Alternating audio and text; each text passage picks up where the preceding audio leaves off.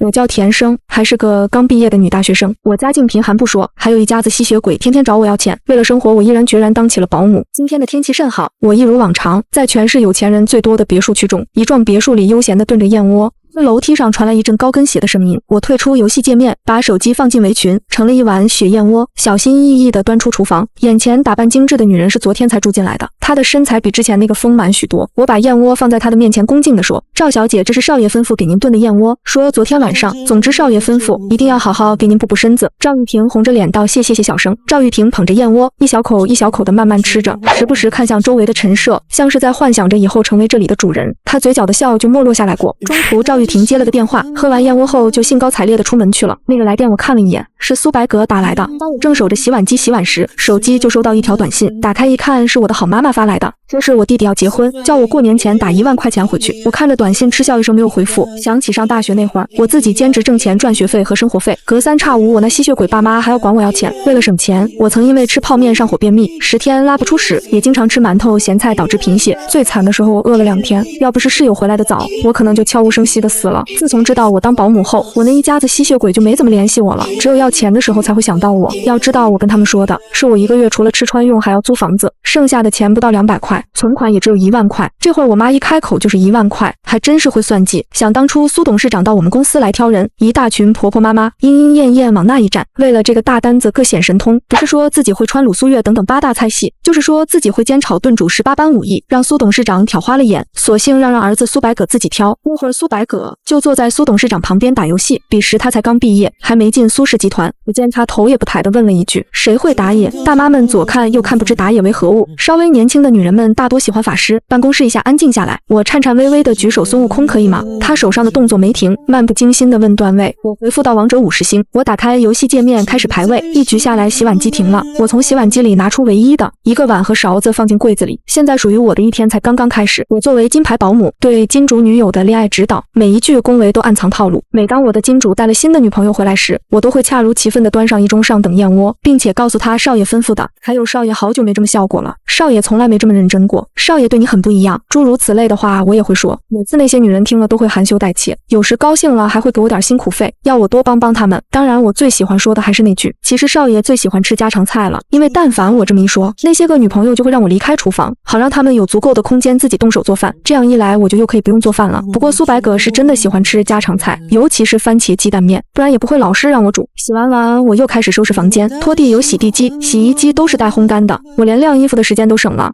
苏白葛的房间在楼上，我一推开门，床上又是乱糟糟的一片，我只好拿出干净的床单重新换上。说来也是无语，我在酒店兼职过，那些开房的男男女女我也见过不少，我床上乱成这样的我还真是没见过，难怪那些女人都被他迷得死死的。不得不说苏白葛这人真的是牛。做完家务我就坐在保姆房的床上看小说，最近新出的霸道总裁系列都已经被我看得差不多了。其实我不大爱看这些，只不过为了更好的迎合金主的每一个新女朋友，我必须去学习。也正因为我爱学习，所以我才深知一个保姆的艰辛，这也是我能在这幢别墅待这么久的原因。作为一个专业称职的保姆，我必须了解金主的所有喜好，比如金主洗澡水应该调的温度，应该放什么香氛，再比如金主喜欢的空调温度和风速，以及他喜欢菜里放几分盐。最重要的一点是要记得私人医生的联系方式，这样才能在金主最需要的时候为他保驾护航。当然苏白葛从来没因为床上那档子事上叫过医生，以至于我从来没机会听那个医生说大半夜这点小病叫我来干什么，最近最好不要做剧烈运动之类的话。外面的天开始暗下来，我看了眼墙上的挂钟，哦不，那不是挂钟，那是价值800亿的神钟，夜里还会发出七彩的光芒。我晃了晃脑袋，不行，该回归现实了。时间到了下午4点30分，我该去准备我的晚饭了。但我只煮我自己的晚饭，一般情况下苏白葛都不会回来吃饭，他毕业以后没多久就进了他爸的公司工作，每天不是出去应酬就是去唱 K 蹦迪，不到半夜12点是不会回来的。不过这并不代表我会闲着，作为一个称职的保姆，我会时时刻刻替金主着想。今晚我准备煲一肾排骨汤，温肾助阳，增强体力，最适合夜夜笙箫的苏白葛。其实他这个年纪倒是用不上这个，不过为了我的幸福生活，我自然希望他能够长命百岁，至少在我挣够买房子的钱之前，他不能倒下。肉葱龙锁阳红枣桂圆山药花菇，最后再来点枸杞，这汤一看就补身子。我简单的吃了碗水煮菜，顺便把白天剩下的燕窝从冰箱里拿出来，等晚上赵玉婷回来稍微热一下就可以吃了。整理完厨房我就又回房间了。关于那杯价值500万的红酒的后续故事，我还是很感兴趣的。凌晨12点的闹钟响起，我揉着眼睛暂停了闹钟，我得盛汤去了。还要去调一下空调的温度。待会儿苏白葛回来的时候，不论是汤还是室内温度都正好合适。我错把白糖当盐的番茄面，竟成了金主换人的信号。新欢登堂入室的第7天，我发现钻石手链下藏着比燕窝更稠的算计。没过多久，一辆法拉利停在了别墅门口，我殷勤的上去开门，本以为会是2个人，结果回来的只有苏白葛。他把外套扔给我，满身酒味的坐在沙发上，直觉告诉我他的心情不好。我小心翼翼的把汤放在他面前，少爷喝点汤吧，补气血的。苏白葛一口喝完汤，仰躺在沙发上长舒了一口气，甜生给我煮碗面吧。我瘪着嘴从冰箱里拿出一个番茄和2个鸡蛋，以行补行吗？这种事我最熟。我麻溜的起锅烧油，不一会儿，一碗热腾腾的番茄鸡蛋面就出锅了。等我摆好筷子，我喊了一声，但是没人答话。我凑过去一看，苏白葛已经睡过去了。他的模样确实长得不错，不过跟他爸爸苏董事长一点也不像，估摸着应该像他妈妈多一点。我一阵眼看鸡蛋面就要凉了，我又喊了一遍，他才不情不愿地嗯了一声。苏白葛揉了揉太阳穴，摇晃着身体坐到饭桌上慢慢吃起来。一眨眼的功夫，面碗就见底了。下次少放点盐。苏白葛说完就摇晃着上楼了。我用手指蘸了点碗底下剩余的汤尝了尝，妈呀，把糖当盐了。那天之后我再也没见过赵玉婷。根据以往的经验，一个女人通常会在这里住上1到2个月才会被苏白葛甩，这才2天不到绝对有问题。不过这并不是我一个保姆该操心的，只是可惜了那碗价值几10万的燕窝被我热过头化水了。我百无聊赖的躺平了几天，本以为还得等一阵，没想到才过了不到1个星期，又有一个新人住进来。她叫白羽生，人长得很漂亮，皮肤也特别白嫩，叫声也很好听，不得不说这个名字跟她很相配。苏白葛很疼她，给她买了辆拉风的红色保时捷不说，还天天带她出去应酬，连新闻报道都说她是最有可能成为苏家少奶奶的人。毕竟这种恩宠是以前那些女人都不曾拥有的。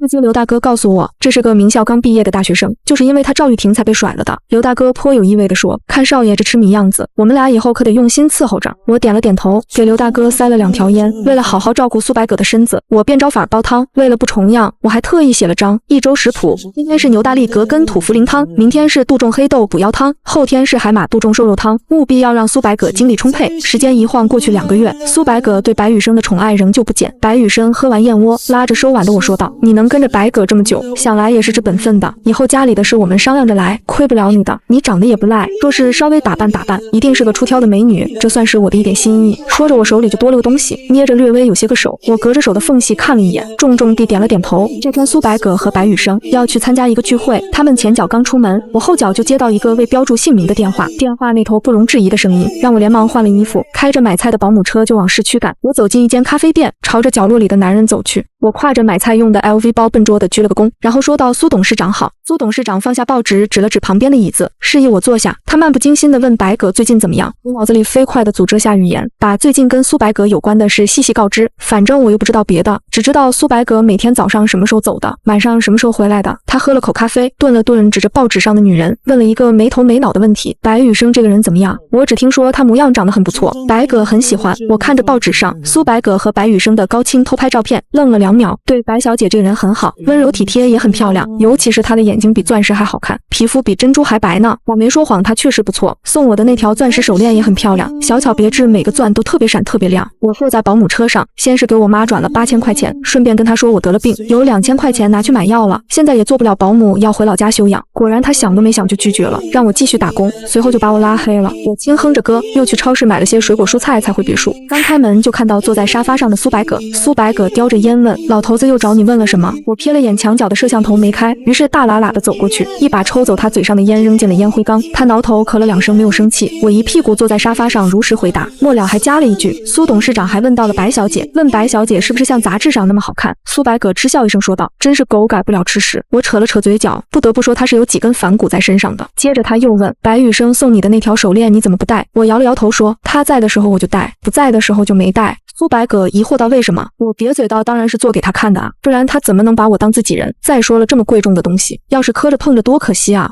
他一声笑出来，磕了就磕了，我再给你买一条不就得了？我不想跟他斗嘴，缓了缓情绪，接着公事公办的问他，少爷今天中午在家吃吗？苏白葛歪着头向我招了招手，示意我过去。谁知我刚一凑过去，他的2只手就同时揪住我的耳朵。我倒是想在家里吃，你做得出来吗你？我挣扎了好一会儿没脱身，干脆呲着牙猛地凑上去，一口咬在他右肩上。他疼得立马放开了手，倒是没推开我。你怎么还是改不了咬人的坏毛病？我气呼呼地放开嘴连着，呸了2声骂道，因为狗改不了吃屎。苏白葛知道我在刺儿他，仍旧没没生气，反手开始揉着我的脑袋，嘴里戏谑道：“你要是狗，我倒是乐得你吃，就怕你受不住。”我翻了个白眼，转身去厨房收拾菜去了。没多会儿就听见关门的声音，苏白葛还是出门了。我叹了口气，这日子可糟心了。没错，我是个双面间谍，不过是苏白葛先找的我，所以原则上来说我是他的人。记得第一次见到他的那天还是情人节，那时我正在酒吧兼职，跟我一起的还有同系的师姐，她负责上酒，我负责刷杯子。那天酒吧生意特别好，也特别忙，听说被一个富二代包了场子过生日，谁知师姐亲戚来了，捂着肚子没办法上班，经理只好让我替上。酒吧里灯光闪烁，我端着酒过去的时候没看清，一脚踩在了啤酒瓶上，等我反应过来时，酒瓶子已经碎了一地。我正跪趴在一个男人面前，这个男人就是苏白葛，他戏谑地看着我，周围的人叫嚣着让我把他鞋上的酒舔干净，经理在一旁也不敢帮我。我看着他的笑气昏了头，当时也不知道怎么想的，一下就冲上去想咬烂他的脸，谁知被他一躲，我就咬在了他的肩上。周围的人想冲过来把我扒开，却被苏白葛拦住了。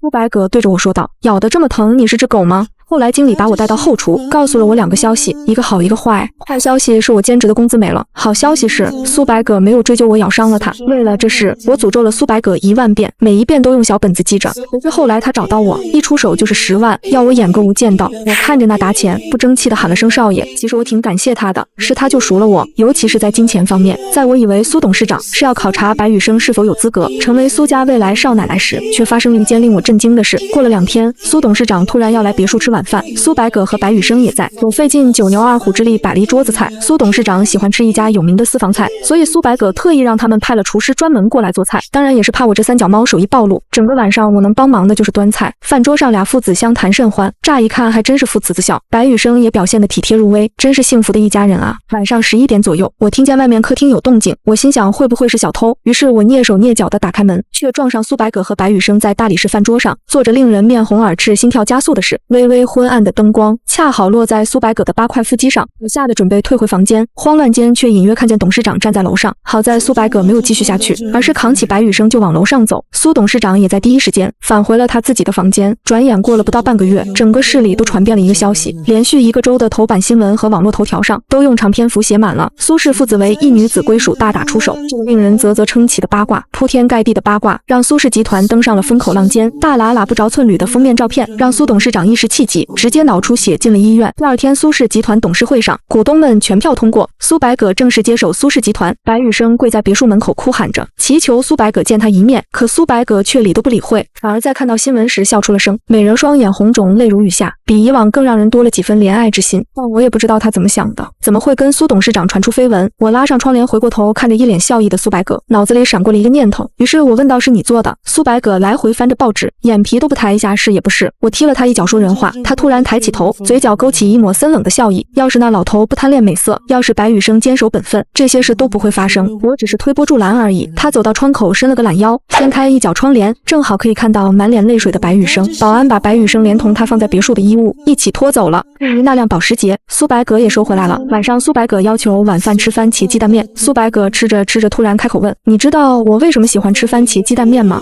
我嘴角挂着面条，摇了摇头。苏白葛淡然地讲起从前的故事。原来苏氏集团以前是叫白氏集团，是白新田的爸爸，也就是苏白葛的外公开的公司。我从苏白葛断断续续的描述中概括出了这个故事。简单的来说，就是一个富家千金看上了一个有野心的穷男人，为了得到想要的财富和地位，男人一步步吞噬了富家千金拥有的一切，最后成功上位。在上位后，男人抛妻弃子，在外面风流快活，以致富家千金抑郁而死。而他们俩的儿子小小年纪就把这一切放在心里，为了替母报仇，苏白葛整天装着花天酒地，实则一直在暗中进行着计划。从他进入公司以来，看似无所事事，其实一直在跟各大股东联络交易。这也是为什么他能在苏董事长进医院后一下就坐稳董事长位置的原因。苏白葛低垂着头，自顾自地说道：“你知道我花了多久才找到这么一个完全符合他口味的女人？3年啊。”他喝了一口红酒，继续说道：“这中间我找了很多女人去接近他，但是他都很小心。后来就想到一个好办法，我大概知道他的好方法是什么。与其费尽心力去接近他，惹他怀疑，倒不如剑走偏锋，让他自己找上门来。”从白羽生身上，我总结出苏董事长的爱好：有学历，长得清纯而又娇媚，有心机，但是一眼就能看穿，上得厅堂，还有本事让人下不来床。苏白葛不屑道：“至于白羽生，我还没让他动，他就上赶着爬上老头的床。他还真以为自己有多大的本事。”原来白羽生在那天吃饭的时候就跟苏董事长勾搭上了。苏白葛看出苗头后，便乘胜追击，拉着他在餐桌上办事也是故意为之。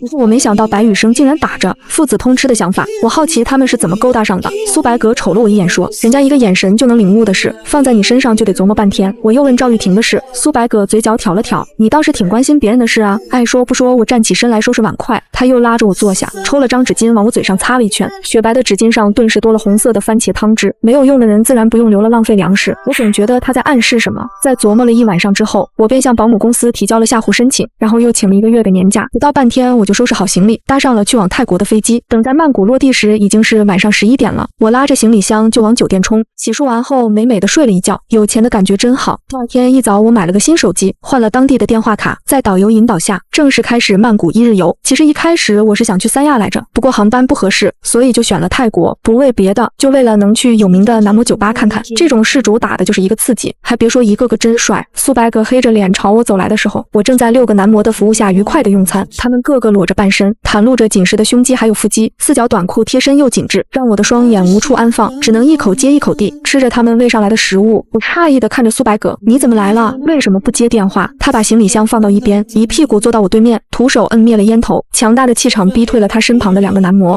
那是公司的手机，我休假就上交了。我解释道。他穿了身花花绿绿的沙滩衣还有沙滩裤，斜靠在椅子上玩味地勾了勾笑，那种痞气一下就勾住了我的眼睛。男模们白花花的身子顿时没了意思。他意味深长地说道，玩得挺花啊，1个不够还找了6个。我左右看了看，指着酒吧的一处说道，我这算好的了，那边都是10个起。听了我的话，苏白葛笑了笑，那笑容让我想起了霸道总裁小说里的一句话，他邪魅一笑，带着3分不羁，3分凉薄，还有4分漫不经心。我咽了口唾沫，少爷也来度假？度假算不上，我是来找人的。他看着我，眼神幽暗而深沉。老头死了，我一怔死了。苏白葛云淡风轻地说，是啊，脑出血的位置刚好在脑干，自主呼吸都没了，医生说没希望，我就让他们把管子拔了。但这一次苏白葛是打算找个大师给他爸超度了。我思索了一会儿，到今天太晚了，明天我再陪你去寺庙找大师吧。苏白葛的话里透着一丝莫名的古怪。大师呵呵也好。苏白葛在我这不好发挥了，只能依依不舍的目送6个男模投入别人的怀抱。苏白葛讥讽道，怎么舍不得？要不要带2个回酒店聊聊？我没搭理，拖着他的行李箱就往酒店走。我停在客服台招呼他，身份证给我办入住。还没等苏白葛说话，前台就用一口别扭的中文说，尊贵的客人，现在酒店客房都已经满了，没有多余的房间了，实在不好意思。苏白葛阴阳怪气的说道，满了，那太可惜了。我看了眼大堂的时钟，已经凌晨1点半了，没办法，我只好拉着他的行李箱，不情不愿的回房间。苏白葛进了屋，跟进了自己家一样，鞋子一脱，直接进淋浴间洗澡。现在我才发现，这间屋子的设计有很大的问题，谁会没事把淋浴间设计成上下都能看见，只有中间是磨砂的玻璃。我不知道苏白葛是不是故意的，中途还转过来挑衅的看着我，顺便抹了点泡沫在露出的胸肌上。我只好假装看手机，避免自己胡思乱想。等他洗完澡，我又意识到另一个问题，我怎么办？他下半身围着浴巾走出来，上半身的水珠还在滴，对我说道，该你了。我厚着脸皮强撑着没流鼻血，不了，我早上洗过。他突然靠近在我身上闻了闻，有点臭，你确定？我苦思半晌，最后找客服要了卷胶带，把大浴巾贴在玻璃上遮住后，才放心的洗了个澡。我瞪着眼睛裹着被子一夜未眠，反观苏白葛睡的那觉一个香甜。早上的阳光热情的透过窗帘，苏白葛早早起床收拾了一番，坐在椅子上嘲笑顶着2个黑眼圈的我。我忍下一巴掌拍死他的冲动，用最快的速度换好衣服出门。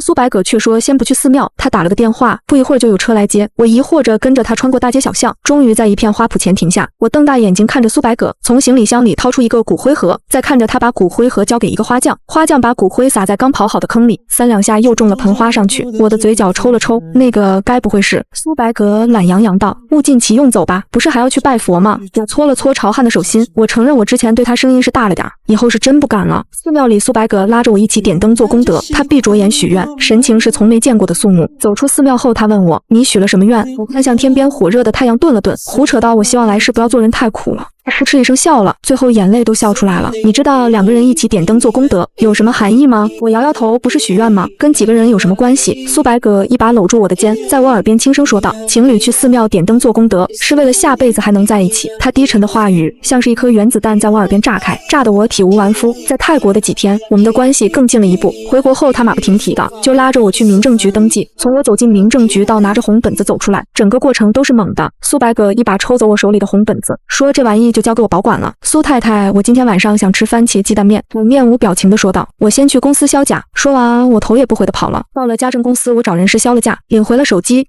快1个月的时间，手机早就没电了。我索性坐在办公室充电，顺便捋一捋头绪。等手机一开机，无数条消息瞬间涌到我眼前，几百条信息，几百个未接来电。那显眼的备注，让我的心一下子提到了嗓子眼。我哭笑不得地看完消息，不难想象他那2天的心理状况。原来有人惦记着是这种感觉。晚上我总习惯性地往保姆房跑，偶尔我嫌弃楼上的床，以前不觉得这屋子窄，现在多了一个苏白葛，简直不要太拥挤。苏白葛委屈道：“楼上的床明天就可以换新的了，这床太小了，我施展不开。”我白了他一眼，继续跟我妈闲聊。这次他还没开口，我就先发制人，先开口要钱。苏白葛戏谑道：“你现在的病情进展到哪一步了？”我回复道：“已经开始化疗第3期了。”他想了想说：“要不还是给你妈一笔钱算了，你这么天天把自己说成癌症晚期，我听了心里也不舒服。”我看着标红感叹号的信息，满意的点点头，转身一脚把他踹下床。“你说了算还是我说了算？”他捂着屁股爬起来搂着我不放。“当然是苏太太你说了算。”家政公司的员工大会在除夕前1天召开，作为年度优秀员工，我当然要出席。站在年度优秀员工照片墙面前，我捏着奖金感叹着生活不易。谁知一声冷笑在我身后响起：“怎么你当保姆还当上瘾了？快过年了还往外面跑？”我无奈一笑，上前拉过他的手握住：“走吧少爷，今天晚上还是番茄鸡蛋面。”